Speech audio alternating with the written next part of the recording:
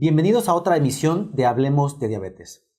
Como recordarán, en el programa anterior aprendimos a cómo formular metas realistas en salud específicamente enfocadas a la diabetes. La psicóloga Brenda nos explicó cómo se debe de hacer realmente una meta realista para poderla lograr cuando finaliza el año. De la misma manera, la nutrióloga Francis nos enseñó cómo se deben establecer metas de aprendizaje en diabetes y también metas para el autocuidado y así evitar complicaciones en diabetes. En el programa del día de hoy, dos integrantes más de Instituto Metabolia nos estarán explicando cómo establecer metas realistas en pérdida de peso y ejercicio, que también son realmente muy difíciles habitualmente de llevar a cabo, pero veremos cómo realmente se pueden establecer esas metas para que sea mucho más factible que cuando termine el año 2018 usted las haya llevado a cabo. Bienvenida, Arely. Gracias, doctor. El día de hoy nos estarán hablando de cuál es el porcentaje recomendado para la pérdida de peso, en el cual tal vez podamos observar que no es un porcentaje muy grande. Así y que es un porcentaje que podemos cumplir a lo largo del año. Y para concluir también nos estarán diciendo cuáles son los minutos, o más bien cuántos son los minutos de actividad física con los cuales debemos de cumplir y cómo podemos ir progresando hasta lograr la meta de tanto de pérdida de peso como activación física. Y para esto tengo el gusto de presentar al licenciado Marco Melgarejo Hernández, quien es nutriólogo y educador en diabetes certificado. Es adscrito al Centro de Atención Integral al Paciente con Diabetes, es coordinador de proyectos de investigación del Departamento de Endocrinología del Instituto Nacional de Ciencias Médicas y Nutrición Salvador Subirán y también es coordinador del área de nutriología del Instituto Metabolia. Así es. Pueden seguir todo este programa y que nos ayuden a compartirlo a través de nuestras redes sociales, que son Facebook Instituto Metabolia, o a través del canal de YouTube Metabolia. Gracias, Marco, por aceptar la invitación. Gracias a ustedes. Muchas gracias. Marco, es frecuente que los pacientes con sobrepeso u obesidad, que es frecuente cuando se tiene diabetes, establezcan pérdidas de peso de repente muy importantes. He escuchado que hay pacientes que dicen, es que si yo no pierdo 20 kilos de peso, siento que no he logrado nada, ¿no?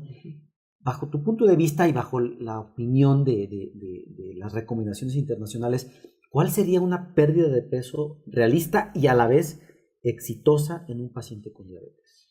Ok, Dani, tomando en cuenta lo que hablaron ya en los otros programas, en esta parte de ponernos metas realistas en la pérdida de peso, creo que hay que buscar primero cuáles son las comorbilidades que puede tener el paciente.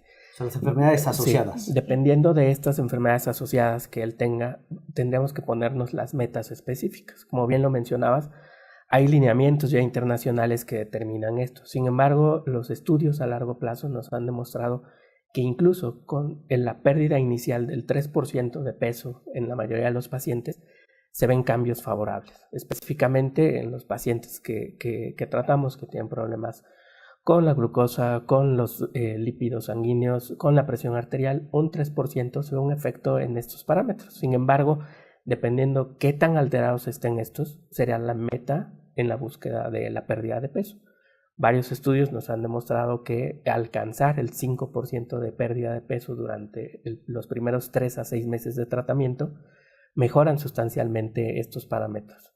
Obviamente, si estos pacientes al año alcanzan una pérdida del 10%, no nada más se ve beneficio en esto, sino, como mencionábamos, en algunas otras alteraciones que a veces no vemos en laboratorios simples, sino que ya se buscan más a fondo, como en algunas ocasiones pues ya problemas que tienen asociados, por ejemplo, para hacer ejercicio, ¿no? En osteoartritis, en problemas respiratorios y en algunos otros problemas metabólicos que pudieran tener los pacientes. Exacto. Entonces estamos hablando de que si una persona, digamos, pesa 80 kilos, entonces 3% sería aproximadamente 2,5 kilos, que es algo realista. Si hablamos del 5% serían 4 kilos. 4 kilos. Entonces, Exacto. realmente creo yo que no se está pidiendo, no se está buscando una pérdida de peso tan extrema, ¿no? Sino Exacto. con pérdida de peso tan poco, podríamos llamar mínimas como esto que hemos mencionado. Con esto se logra mejoría en el control de glucosa, de colesterol, de triglicéridos, de presión arterial incluso. Sí. Tenemos un ejemplo como el que ponías ahorita. Ponemos el ejemplo de alguien que pesa 100 kilogramos, el 5% serían 5 kilos, ¿no? Al año perder 10 kilos, que estarían un peso de 90 kilogramos, probablemente a lo mejor ve que es una meta pequeñita. Sin embargo, en parámetros metabólicos es sumamente importante. ¿Por qué? Porque esa pérdida del 5 o el 10% nos va a llevar específicamente a una pérdida más o menos de 10 kilos en peso total, pero estamos hablando que con esa pérdida del 5 al 10%, la mayoría de los pacientes alcanzan hasta un 25 a un 35% de la pérdida de masa grasa. Y esa masa grasa es lo que obviamente tiene una mejoría importante en todos estos parámetros con los pacientes. Y aparte es mucho más fácil de lograr una pérdida de peso de 5 o 10 kilos que proponernos perder tal vez 30 kilos, ¿no? Claro. Es mucho más realista. Claro, porque pongámonos en este punto, o sea, muchos de estos pacientes, o sea, tienen ese peso a lo largo de varias décadas de vida, ¿no? Entonces, metas realistas y que sean sostenibles a largo plazo. Hay un estudio por ahí muy famoso, el Lucaget, en el cual nos demostró en un seguimiento a 13 años que los pacientes que alcanzaban en el primer año la pérdida de más del 10% tenían un 25% de probabilidades de mantener ese peso perdido a lo largo del tiempo, ¿no? O del seguimiento, que fue bastante largo, que estamos hablando de 13 años, y que las complicaciones o el desarrollo de complicaciones, por ejemplo, aquellos que tenían diabetes o que nada más tenían obesidad, sobrepeso o problemas de alteración de glucosa, no pasaban a otro punto mayor de las complicaciones con las que llegaban, incluso muchos de ellos estas mejoraban sustancialmente, ¿no? Claro, incluso también recordar que un poco la obesidad habitualmente se construye a lo largo de muchos años. Y muchas veces el paciente, o sea, subió de peso en 10 años y quiere perder ese exceso de peso en un año. Entonces, Exacto. realmente también la pérdida de peso gradual es algo que lleva su tiempo, ¿no? Pero sí es definitivo importante establecer una meta, porque si no lo establecemos, pues finalmente probablemente no lo logremos, ¿no? Digo, tú dijiste un año, pero hay quien busca en estos siguientes días, ¿no? Para la cena de Navidad, pues una pérdida de peso que realmente no es razonable, ¿no? Y que difícilmente se va a lograr, y que en algunos casos puede ser que se hace, pero con muchos riesgos a la salud, ¿no? Entonces, esa es la parte importante también, o sea, ¿cuáles son los riesgos de una pérdida tan acelerada de peso? Que en la mayoría de las ocasiones se pierde agua o se pierde una gran cantidad de masa muscular, pero la masa grasa se queda. Y ese es uno de los componentes que más problemas nos da, ¿no? Y de aquí la importancia de acudir con un profesional de la salud especializado, porque nos va a decir cuál es nuestro porcentaje de pérdida de peso, y además de esto nos va a indicar cuáles son los beneficios, que era lo que nos decía anteriormente la psicóloga Brenda, que a veces no le veíamos como el caso de hacer ciertas cosas porque no encontrábamos los beneficios. Y asimismo, para la pérdida de peso, el entender que desde el 3% al 5% ya podemos obtener beneficios, pues eso nos va a ayudar, o como nos va a invitar a hacer estas acciones para lograr esta reducción del peso, ¿no? Y conforme a esto, ¿cuáles son los beneficios que podemos obtener de la pérdida de peso desde el 3 al 5%? Pero esto lo vamos a saber volviendo. Trivida, muebles para casa u oficina construidos sobre estructuras de acero geométricamente diseñadas para resistir, transformar y absorber la energía de sismos de gran magnitud. Trivida.mx, ingeniería antisísmica. Estamos hablando sobre metas realistas en pérdida de peso y ejercicio.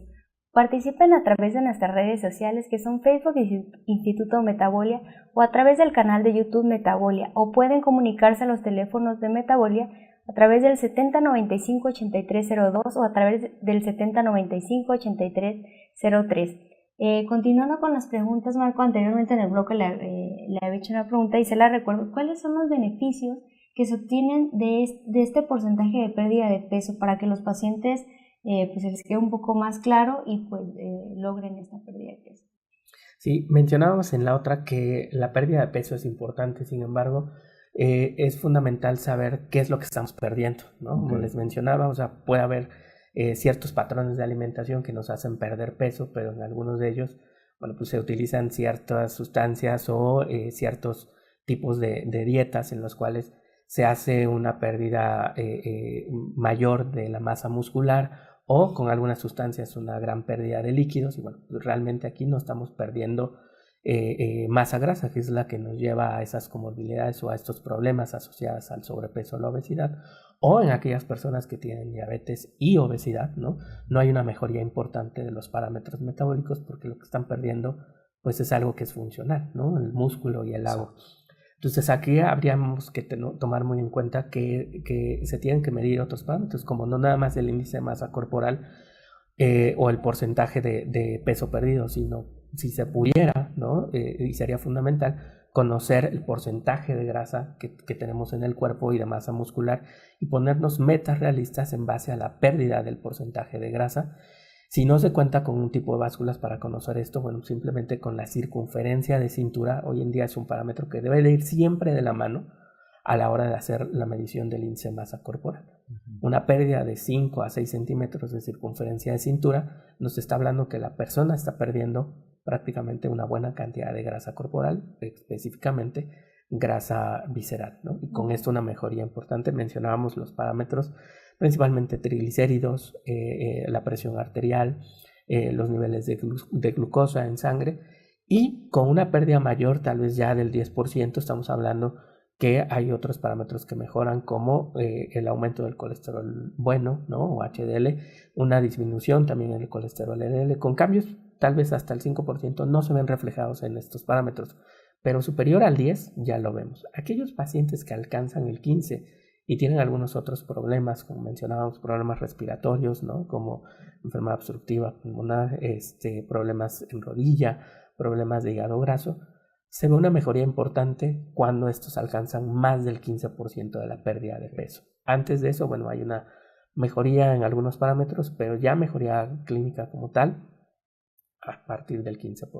Es interesante lo que acabas de comentar, y me viene a la mente que justo la coordinación de nutrición que tú manejas en Instituto Metabolia y las valoraciones que hacen las nutriólogas en Instituto Metabolia justo hacen esta parte de composición corporal, ¿no? Donde están evaluando esta pérdida de peso que idealmente debe de ser en grasa y no en músculo, porque sabemos que esta pérdida, sobre todo de grasa, es la que genera beneficios importantes en la salud. Sabemos que para perder peso es importante una alimentación saludable y la actividad física, pero definitivamente la alimentación es fundamental si queremos perder peso, ¿no? Entonces, ¿cómo debemos establecer metas realistas, pero para cambiar nuestra alimentación? Que es algo, yo lo veo en mí mismo. Me parece algo complejo, complicado, pero que sí se puede lograr, ¿no? Entonces, ¿cómo debemos establecer estas metas para que realmente las podamos cumplir? Okay. Mira, aquí hay un dato bien interesante. 2 estudios muy grandes. El primero, que mencionábamos a larga escala de seguimiento, que demostró que los pacientes podían mantener esa pérdida de peso. Sin embargo, no hubo muchos cambios en el patrón alimentario. Entonces, la disminución a largo plazo de eventos cardiovasculares no fue mejor que aquellos que no perdieron peso. Y otro estudio que no fue enfocado a la pérdida de peso, que es el estudio PREDIMED, que demostró cambios específicamente en los estilos de vida, y repito nuevamente, no estaba enfocado totalmente a la pérdida de peso, tuvo una disminución considerable de aquellos que lograron perder peso de los eventos cardiovasculares. Entonces estamos hablando aquí de 2 cosas importantes: a perder peso de manera saludable, específicamente grasa, pero también cambiando hábitos, ¿no? Si nosotros no mejoramos esto, aunque yo pierda peso, pues prácticamente lo voy a recuperar en un periodo muy corto, y a veces hasta más del peso que yo había podido perder. Entonces aquí es fundamental los patrones de alimentación. En este punto todos tenemos, y siempre les digo a los pacientes, ¿no? Algún demonio, ¿no? En este sentido, para algunos es el pan dulce, para algunos son las tortillas, para algunos es el refresco, para algunos es la cantidad de fruta que comen al día, ¿no? Que es saludable, pero a veces en cantidades muy altas puede generar un problema. Entonces debemos de ver cuál es lo que me está causando mayor problema en este momento, y a lo mejor tener metas realistas, como veían en los programas pasados. Por si me estoy comiendo 20 tortillas, bueno, una meta realista es cuánto puedo bajarle el siguiente mes. A lo mejor de 20 piezas que me comía, a lo mejor como 15, y al siguiente mes a lo mejor me como 10. O sea, yendo de esta forma, el paciente incluso no siente una restricción severa en cuanto a la cantidad de calorías o alimento que está teniendo. Entonces aquí por eso es fundamental la valoración por parte del nutriólogo, del especialista en nutrición, para ir ajustando el plan de alimentación acorde a las características de cada paciente y adecuando a un patrón de alimentación saludable. Claro, enfocándose en los gustos, en las necesidades, incluso yo creo que hasta en las creencias de cada paciente, porque lo que yo he visto es que no se puede prescribir un plan de alimentación para todas las personas por igual. Se tiene que personalizar acorde pues, a realmente estos gustos. Hay personas, recuerdo muy bien un paciente que venía de una zona alejada de la Ciudad de México donde me decía, es que yo solamente dispongo de frijol, tortilla, un poco de queso. Okay. Entonces, el plan de alimentación se enfocó a las costumbres y necesidades de ese paciente. Entonces, me parece que es súper importante esta parte de individualizar la prescripción del plan de alimentación, ¿no? Y Arely lo conoce muy bien en esta parte, cómo funcionamos ahí en la parte de nutrición. Y nada más es esta parte de individualizar, sino incluso, como bien lo mencionas, regionalizar. O sea, no va a comer lo mismo la persona que viene y que es de Mérida, aquella como el que es del norte, ¿no? Del país donde se comen algún otro tipo de alimentos, unas carnes, más mariscos, la cantidad de verduras y de frutas que se tienen en estos lugares pues es más escasa que en el centro o en el sureste del país. Entonces, todo esto se tiene que regionalizar y armar un plan de alimentación específico. Como dices tú, el dar un plan de alimentación estandarizado para toda la población, creo que hoy en día no debe ser así. O sea, tenemos que buscar las estrategias acorde incluso a las regiones con las que contamos en el país. Es interesante cómo se pueden establecer metas para perder peso y que estas metas sean realistas, pero como ustedes ya se dieron cuenta, hay que tomar en cuenta muchos factores y por eso es importante que ustedes acudan con un equipo que sea experto en la prescripción de este tipo de prescripciones de alimentación para que ustedes más fácilmente puedan lograr su meta de pérdida de peso en el largo plazo. En Factor Renta te adelantamos las rentas por cobrar. Recibe hasta un año de renta adelantada al firmar el contrato de arrendamiento de tu inmueble y despreocúpate del cobro de rentas. Te ofrecemos liquidez inmediata. Te adelantamos hasta un año de rentas a la firma del contrato de arrendamiento. Sin riesgos de impago. Cobra tu renta por adelantado y despreocúpate de los inquilinos morosos. Sin riesgo por extinción de dominio. Verificamos permanentemente la licitud de los inquilinos para que tu propiedad nunca esté en riesgo. Sin devolución. El dinero que recibes es un adelanto de tus rentas y nunca lo devolverás. Si el inquilino no paga, nosotros le cobramos a él, nunca al propietario. Para mayor información, visita factorrenta.com. Les recuerdo que estamos hablando sobre metas realistas de pérdida de peso y ejercicio en el paciente con diabetes y ya hemos tenido el gusto de hablar con el licenciado en nutrición Marco Melgarejo. A continuación hablaremos con Angélica Palacios, quien es nutrióloga y educadora en diabetes certificada. Aparte realizó un diplomado en nutrición deportiva, es adscrita al Instituto Nacional de Ciencias Médicas y Nutrición Salvador Subirán y actualmente es coordinadora de actividad física en el Instituto Metabolian. Bienvenida, Angélica, y gracias por estar aquí. Gracias, doctor, por la invitación. ¿Cuál sería una meta realista de ejercicio y actividad física en el paciente con diabetes? Ok. Antes me gustaría comenzar por qué identificamos por actividad física. Recordemos que actividad física nos referimos a cualquier movimiento que realiza nuestro cuerpo, que ejerza un gasto de energía, ¿no? Entonces estamos hablando de actividades, desde actividades que realizamos en casa, como barrer, como lavar, ¿no? Trapear, incluso caminar, subir y bajar escaleras. Estamos hablando de actividad física. Entonces, una meta alcanzable en los pacientes con diabetes es sumar al día al menos 10,000 pasos, ¿no? Que a lo mejor de entrada 10,000 pasos va a sonar como un poco extrema o inalcanzable, pero no. Si cuantificamos los pasos, es fácil alcanzar esta meta a lo largo del día, ¿no?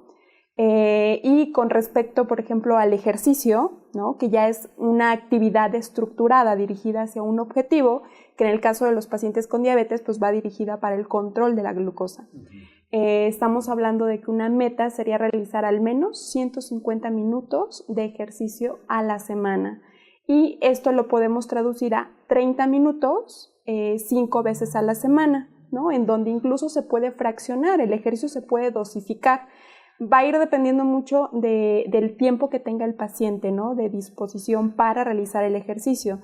Estos 30 minutos los podemos fraccionar en 2 o incluso en 3 bloques, no sé, podrían quedar 2 bloques de 15 minutos, ¿no? A lo mejor uno en la mañana, uno en la noche o incluir el tiempo de la tarde. Va a depender mucho de la actividad que tenga el paciente. Es algo muy importante que el ejercicio se adapte a la rutina de vida del paciente y no al contrario.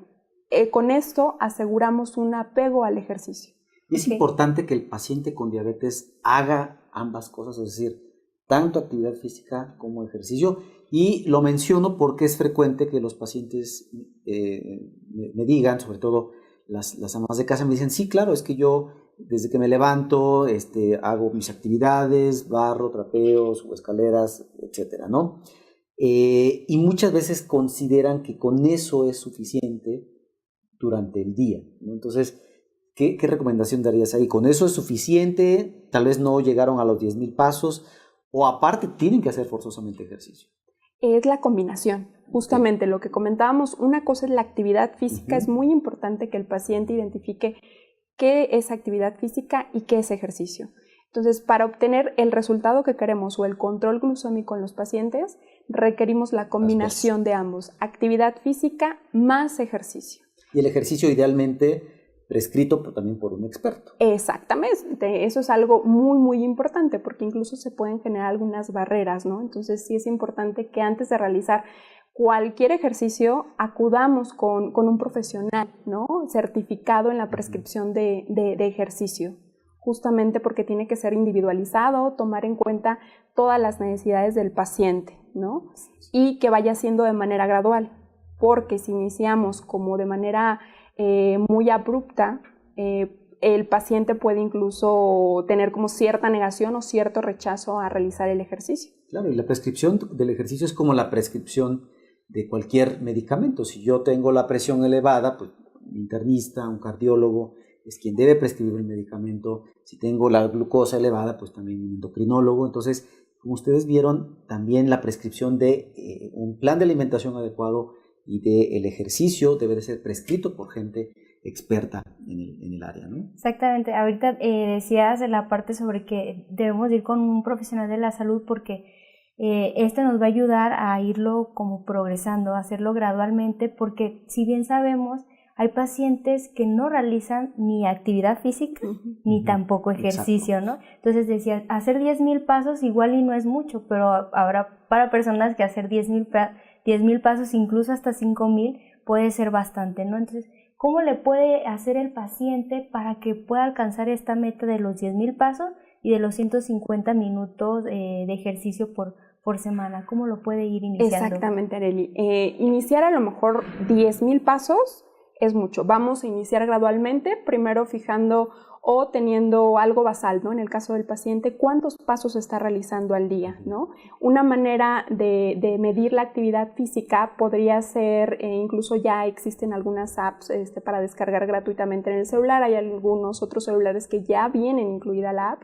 Es una manera de medir la actividad física que están realizando, cuántos pasos están dando al día y de ahí partir, ¿no? Si a lo mejor estamos identificando que están realizando 3,000 pasos al día, de ahí vamos escalonando de manera gradual hasta alcanzar esa meta de 10,000 pasos al día.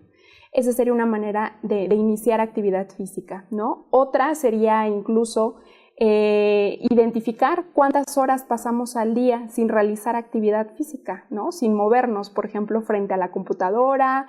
Entonces, lo que tenemos que hacer es interrumpir ese momento sedentario, ¿no? La recomendación sería que al menos cada hora interrumpamos ese momento sedentario, ¿no? Ya sea realizando una caminata de 5 minutos o incluso, no sé, ir por agua, subir y bajar escaleras, ¿no? Entonces es un buen comienzo, ¿no? Si mantenemos 8 horas inactivos, podemos interrumpir ese momento sedentario de esa manera, que es un muy buen comienzo para implementar la actividad física y posteriormente ir cuantificando los pasos, ¿no? Esa sería una manera. Y con respecto al ejercicio, ¿cómo lo podemos iniciar? Pues primero identificando el gusto del paciente, qué le agrada, ¿no? Que es algo muy importante para lograr la adherencia, que le gusta, le gustaría realizar el ejercicio en grupo o de manera individual, ¿no? Claro. En casa, de manera externa, en algún parque.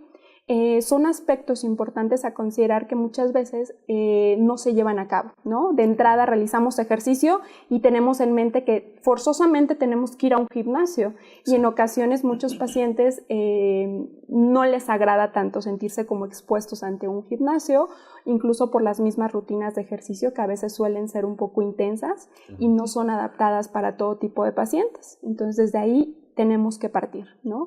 Y vuelvo a recalcar qué le agrada al paciente. Siempre tenemos que ver qué tipo de ejercicio es el que mejor le queda y qué le agrada. Claro. ¿Sí? Y otro punto importante que es difícil es de repente la adherencia a la actividad física o al ejercicio. ¿Qué estrategias nos recomendarías para que el paciente se adhiera a la actividad física o al ejercicio? Sí, primero tendríamos las estrategias van a depender mucho del tipo de barrera que tenga el paciente, ¿no?